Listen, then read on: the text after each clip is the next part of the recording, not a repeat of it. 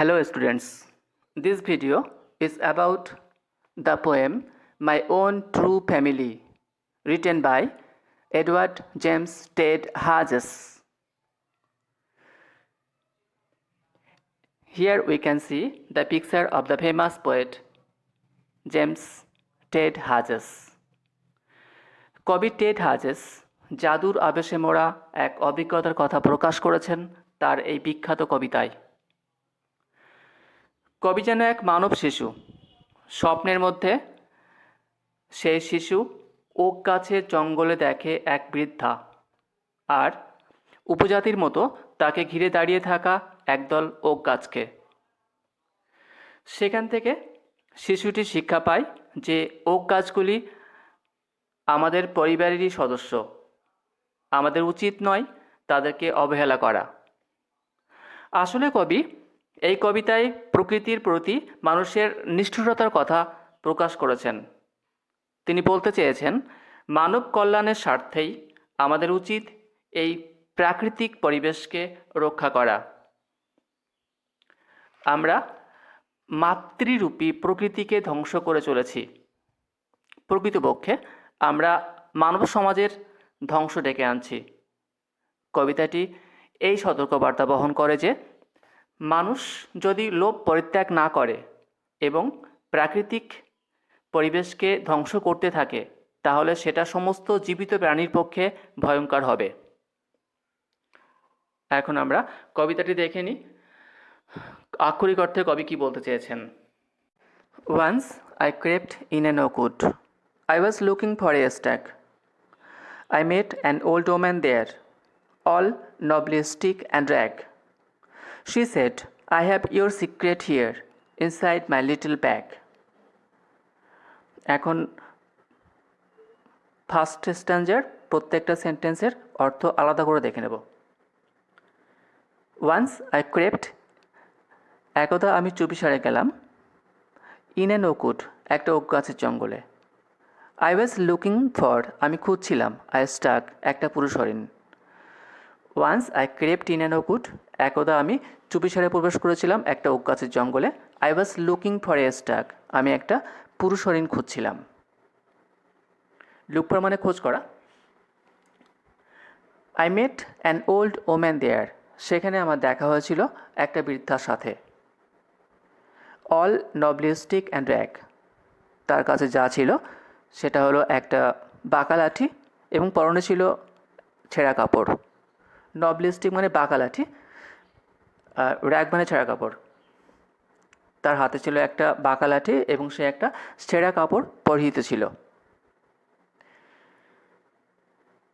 She said, সে বলল, I have your secret, আমার কাছে আছে তোমার রহস্য।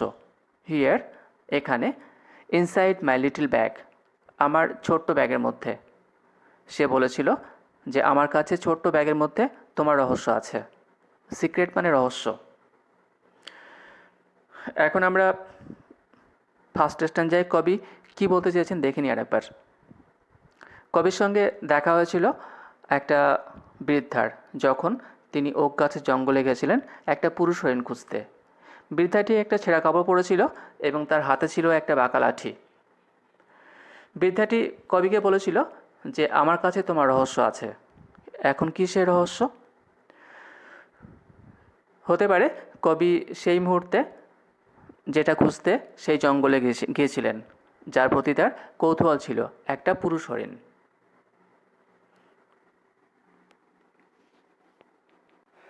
Second stanza.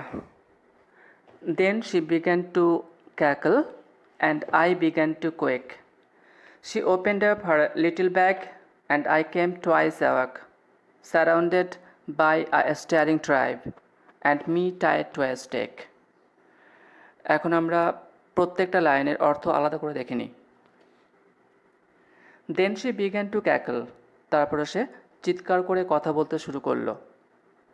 অ্যান্ড, এবং আই বিগ্যান টু কোয়েক, এবং আমি থরথর করে কাঁপতে শুরু করলাম। ক্যাকল মানে চিৎকার করে কথা বলা। শি বিগ্যান টু ক্যাকল, সে চিৎকার করে কথা বলতে শুরু করলো।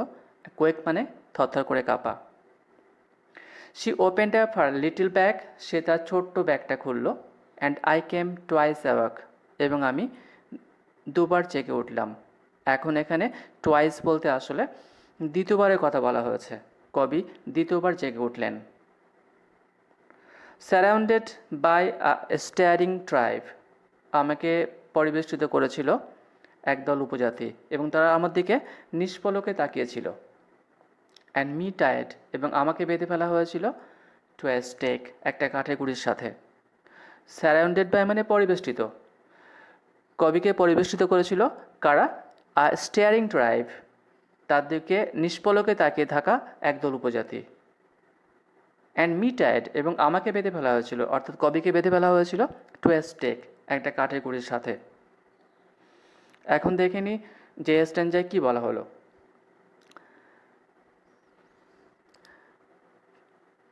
যখন বৃদ্ধাটা চিৎকার করে কথা বলতে শুরু করলো, তখন কবি কাঁপতে শুরু করলো। বৃদ্ধাটি তার ছোট্ট ব্যাগটা খুলল এবং কবি দুবার জেগে উঠলেন। দুবার এখানে আমি বললাম দ্বিতীয়বার অর্থে। তাহলে প্রথমবার কখন? আসলে কবি যখন স্বপ্ন দেখতে শুরু করলেন তখন একটা দৃশ্যপট শুরু হয় যেখানে তার দেখা হয় বৃদ্ধাটির সাথে, আর সেটা হলো তার প্রথমবার জেগে ওঠা। যখন বৃদ্ধাটি তার ব্যাগটি খুলল তখন সে একটা নতুন দৃশ্যপটে গিয়ে পৌঁছালো। সেটা হলো যেখানে সে দেখতে পায় যে কিছু ওক গাছ তাকে ঘিরে দাঁড়িয়ে আছে যেন উপজাতির মতো। আর সেটা হলো তার দ্বিতীয়বার জেগে ওঠা, যখন সে দেখে কিছু উপজাতির মতো ওক গাছ তাকে ঘিরে দাঁড়িয়ে আছে এবং তাকে একটা খুঁটির সাথে বেঁধে ফেলা হয়েছে। আমরা সেকেন্ড স্ট্যাঞ্জা পড়লাম, এরপরে আমরা থার্ড স্ট্যাঞ্জাটা একটু পড়ে নেব।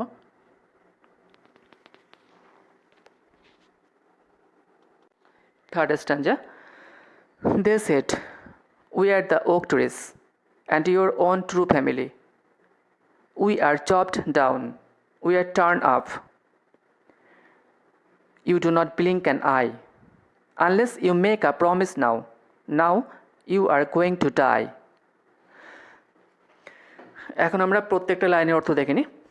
They said, তারা বলল, "We are the oak trees, আমরা হলাম ওক গাছ, and your own true family, এবং তোমার সত্যিকারের নিজের পরিবার। উই আর চপড ডাউন, আমাদেরকে কেটে ফেলা হয়। উই আর টার্ন আপ, আমাদেরকে ছিঁড়ে ফেলা হয়। You do not blink an eye, তুমি পলক ফেলেও তাকিয়ে দেখো না। চপ ডাউন মানে কেটে ফেলা, টার্ন আপ মানে ছিঁড়ে ফেলা, ব্লিঙ্ক মানে পলক ফেলে তাকানো। You do not blink an eye, তুমি পলক ফেলেও তাকিয়ে দেখো না। আনলেস, যদি না, ইউ মেক এ প্রমিস, তুমি একটা প্রমিস করো। নাও, এখন, যদি না তুমি এখন একটা প্রতিশ্রুতি দাও। Now you are going to die, তাহলে এখন তুমি মরতে চলেছ। আনলেস মানে যদি না, প্রমিস মানে প্রতিশ্রুতি। Unless you make a promise now, যদি না তুমি এখন একটা প্রতিশ্রুতি দাও। Now you are going to die, এখন তুমি মরতে চলেছ। এখন এই স্ট্যাঞ্জায় কি বলা হয়েছে? আগের স্ট্যাঞ্জে আমরা দেখেছিলাম যে কবিকে একদল উপজাতি ঘিরে দাঁড়িয়েছিল। আসলে সেই উপজাতি আর কেউ নয়, ওক গাছগুলো। তারা এখন কবিকে ঘিরে দাঁড়িয়ে আছে এবং তারা বলছে, আমরা ওক গাছ, আমাদেরকে কেটে ফেলা হয়, আমাদেরকে ছিঁড়ে ফেলা হয়। তাদের অভিযোগ যে তারা তবুও কবি তাদের দিকে ফিরে তাকায় না, তাকিয়ে দেখে না। এখন কবিকে একটা প্রতিশ্রুতি দিতে হবে তাদের কাছে, আর যদি কবি সেটা না দেন তাহলে তাকে মরতে হবে। এবার আমরা ফোর্থ স্ট্যাঞ্জা দেখে নিই। Fourth স্ট্যাঞ্জা। Whenever you see an oak tree felled, swear now you will plant two, unless you swear the black oak bark will wrinkle over you and root you among the oaks where you were born but never grew. এখন একটা করে line দেখে নিই। Whenever you see an oak tree felled, যখনই তুমি দেখবে একটা okay গাছকে কেটে ফেলা হচ্ছে। সোয়ার, শপথ নাও। নাও, এখন শপথ নাও। ইউ উইল প্ল্যান্ট টু, তুমি 2টি গাছ রোপণ করবে। হোয়েন এভার মানে যখনই, হোয়েন এভার ইউ সি যখনই তুমি দেখবে, অ্যান ওক ট্রি ফেল্ড একটা ওক গাছকে কেটে ফেলা হচ্ছে, সোয়ার শপথ নেওয়া, সোয়ার নাও এখন শপথ নাও, ইউ উইল প্ল্যান্ট টু তুমি 2টি গাছ রোপণ করবে। আনলেস ইউ সোয়ার যদি না তুমি শপথ নাও, দ্য ব্ল্যাক ওক বার্ক কালো ওক গাছের ছাল, উইল রিঙ্কল ওভার ইউ তোমাকে পেঁচিয়ে ধরবে। রিঙ্কিল মানে পেঁচিয়ে ধরা, উইল রিঙ্কিল ওভার ইউ তোমাকে পেঁচিয়ে ধরবে বা মুড়িয়ে ফেলবে। আনলেস মানে যদি না, আনলেস ইউ সোয়ার যদি না তুমি শপথ নাও, দ্য ব্ল্যাক ওক বার্ক কালো ওক গাছের ছাল, উইল রিঙ্কিল ওভার ইউ তোমাকে পেঁচিয়ে ধরবে।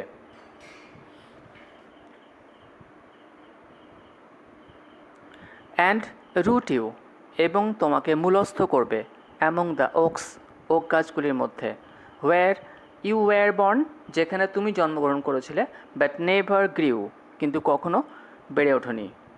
রুট মানে মূল, এখানে রুটকে ভার্ব হিসেবে ব্যবহার করা হয়েছে। রুট কথার অর্থ এখানে মূলস্থ করা। And root you among that oaks অর্থাৎ তোমাকে ওক গাছগুলির মধ্যে মূলস্থ করবে, যার অর্থ যেন কবিকে খেয়ে ফেলবে। হোয়ার ইউ ওয়্যার বর্ন যেখানে তুমি জন্মগ্রহণ করেছিলে, বাট নেভার গ্রিউ কিন্তু কখনো বেড়ে ওঠনি। গ্রিউ গ্রো থেকে এসছে, বেড়ে ওঠা, গ্রিউ মানে বেড়ে উঠেছিল, বাট নেভার গ্রিউ কিন্তু কখনো বেড়ে ওঠেনি। এখন দেখি কি বলা হয়েছে এখানে, যে কবিকে শপথ নিতে হয়েছে যে যখনই একটা ওক গাছ কেটে ফেলা হবে তার পরিবর্তে কবি যেন অন্তত 2টি ওক গাছ রোপণ করেন, এবং যদি কবি সেই কথা না রাখতে পারেন তাহলে কবিকে হত্যা করা হবে, তাকে খেয়ে ফেলা হবে, তাকে ওক গাছের মধ্যে মূলস্থ করা হবে, করে তাকে শেষ করে দেওয়া হবে। এখন আমরা কবিতার পরের স্ট্যাঞ্জা অর্থাৎ লাস্ট স্ট্যাঞ্জা দেখব, সেখানে কি বলা হয়েছে। 5th stanza. This was my dream beneath the boughs, the dream that altered me. When I came out of the oak wood back to the human company, my walk was the walk of a human child, but my heart was a tree. Now, first line again. This was my dream. এটা ছিল আমার স্বপ্ন। Beneath the boughs, গাছের শাখা প্রশাখার নিচে। The dream সেই স্বপ্ন, that altered me যা আমাকে পরিবর্তিত করেছিল। বিনিথ মানে নিচে, বিনিথ দ্য বাউস গাছের শাখা প্রশাখার নিচে, বাউস মানে শাখা প্রশাখা। The dream that altered me, alter মানে পরিবর্তন করা, যা আমাকে পরিবর্তিত করেছিল। When I came out of the oak wood, যখন আমি বেরিয়ে এসেছিলাম ওক গাছের জঙ্গল থেকে। ব্যাক টু হিউম্যান কোম্পানি, ফিরে এসেছিলাম মানব সঙ্গে। কোম্পানি মানে সঙ্গ, হিউম্যান কোম্পানি মানব সঙ্গ, এখানে মানব সমাজ অর্থে। ব্যাক টু হিউম্যান কোম্পানি মানব সমাজে যখন ফিরে এসেছিলাম।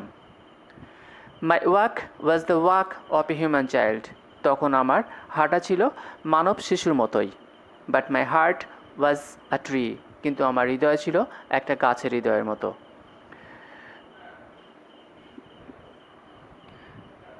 কি পেলাম আমরা এই স্ট্যাঞ্জায়?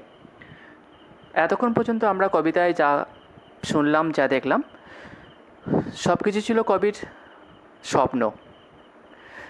যখন তার স্বপ্ন ভেঙে যায়, কবি যখন জেগে ওঠেন, তখন তার মনে হয় যে তিনি আবার ফিরে এসেছেন বাস্তব জগতে, মানুষের জগতে। আর সে মানুষের জগতে এসে তার মনে হয়েছে যে তিনি একটা মানব শিশুর মতো হাঁটলেও তার হৃদয়টা গাছের মতো হয়ে গেছে। আসলে গাছেদের জন্য কবি এখন সহানুভূতিশীল। কবি বুঝতে পারছেন মানুষ কত বড় ভুল করছে এই গাছগুলোকে নির্বিচারে হত্যা করে। তাই তিনি মনে মনে চেয়েছেন গাছেদের প্রতি আরও বেশি সহনশীল হওয়ার জন্য। আমরা এখন কবিতা পড়া শেষ করলাম, এরপরে আমরা কিছু প্রশ্ন উত্তর দেখে নেব। Questions and answers. এই সেকশানে আমি তোমাদের জন্য 10টা কোশ্চেন প্রেজেন্ট করছি। কোশ্চেনগুলো পরপর দেওয়া আছে। তোমরা কোশ্চেনগুলো দেখে তাদের মানে বুঝিয়ে দিচ্ছি আমি। কোশ্চেনগুলো দেখে তোমরা উত্তরগুলো নিজেরা করার চেষ্টা করতে পারো। তারপর পরে সেই কোশ্চেনগুলোর উত্তর দেওয়া আছে, পরে তোমরা কোশ্চেনগুলোর উত্তর দেখে মিলিয়ে নিতে পারো। First question, what was the poet looking for? Look for মানে খোঁজ করা। কবি কি খুঁজছিলেন? কবি কি খুঁজছিলেন? Second question, whom did the poet meet in the oak wood? Meet মানে সাক্ষাৎ করা। কার সাথে কবির দেখা হয়েছিল সেই ওক গাছের জঙ্গলে? Third question, what was the old woman wearing? Wear মানে পরিধান করা। What was the old woman wearing? বৃদ্ধাটি কি পরিধান করেছিলেন? Fourth question, what did the old woman's bag contain? Contain মানে থাকা। বৃদ্ধাটির ব্যাগের মধ্যে কি ছিল? বৃদ্ধাটির ব্যাগের মধ্যে কি ছিল? Fifth question, when did the poet come twice awake? কবি কখন দুবার জেগে উঠেছিলেন বা কবি কখন দ্বিতীয়বার জেগে উঠেছিলেন?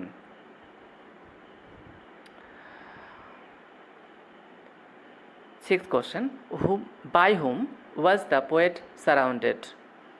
সারাউন্ড মানে পরিবেষ্টিত থাকা। কাদের দ্বারা কবি পরিবেষ্টিত ছিলেন? Seventh question, to what did the poet find himself tired? To what মানে কিসের সাথে? কিসের সাথে কবি নিজেকে বাধা অবস্থায় পেয়েছিলেন? টাই মানে বাধা। কিসের সাথে কবি নিজেকে বাধা অবস্থায় পেয়েছিলেন? Eighth question, what will the poet have two sour? কবিকে কি শপথ নিতে হবে? সুয়ার মানে শপথ নেওয়া। কবিকে কি শপথ নিতে হবে? Ninth question, what will happen? কি হবে টু দ্য পোয়েট কবির if he fails to make up the promise? যদি প্রমিস করতে তিনি ব্যর্থ হন তাহলে কবির কি হবে? যদি প্রমিস করতে ব্যর্থ হন তাহলে কবির কি হবে? Tenth question, what is it that has altered the poet? এটা কি যেটা কবিকে পরিবর্তিত করেছিল? অর্থাৎ কি কবিকে পরিবর্তিত করেছিল? অল্টার মানে পরিবর্তন করা। কি কবিকে পরিবর্তিত করেছিল? এখন আমরা আনসার্সগুলো দেখে নেব। আনসারগুলো তোমরা নিজেরা করে নিতে পারো আগে, তারপরে মিলিয়ে দেখতে পারো যে তোমরা কতটা ঠিক করলে। আশা করবো তোমরা সব ঠিক করবে। ফার্স্ট কোশ্চেন কী ছিল? What was the poet looking for? কবি কী খুঁজছিলেন? Answer, the poet was looking for a stag. কবি একটা পুরুষ হরিণ খুঁজছিলেন। সেকেন্ড কোশ্চেন ছিল, whom did the poet meet in the oak wood? Oak গাছের জঙ্গলে কবির সাথে কার দেখা হয়েছিল? Answer, the poet met an old woman. কবির সাথে দেখা হয়েছিল একটা বৃদ্ধার in the oak wood, oak গাছের জঙ্গলে। নাও থার্ড কোশ্চেন কী ছিল? What was the old woman wearing? বৃদ্ধাটি কী পরিধান করেছিলেন? Answer, the old woman was wearing a rag. বৃদ্ধাটি পরিধান করেছিলেন একটা ছেঁড়া কাপড়। র্যাগ মানে ছেঁড়া কাপড়। ফোর্থ কোশ্চেন ছিল, what did the old woman's bag contain? বৃদ্ধাটির ব্যাগের মধ্যে কী ছিল? Answer, the bag of the old woman. বৃদ্ধাটির ব্যাগ কন্টেন্ট ব্যাগের মধ্যে ছিল দ্য সিক্রেট, সেই রহস্য, অফ দ্য পোয়েট, কবির সেই রহস্য, that the poet was probably looking for. Probably মানে হয়তো, যেটা হয়তো কবি খোঁজ করছিলেন। ফিফথ কোশ্চেন ছিল, when did the poet come twice awake? কখন কবি দুবার জেগে উঠেছিলেন বা দ্বিতীয়বার জেগে উঠেছিলেন? Answer, when the old woman, যখন বৃদ্ধাটি opened up her little bag, তার ছোট্ট ব্যাগটা খুলেছিলেন, the poet came twice awake, কবি তখন দ্বিতীয়বার জেগে উঠেছিলেন।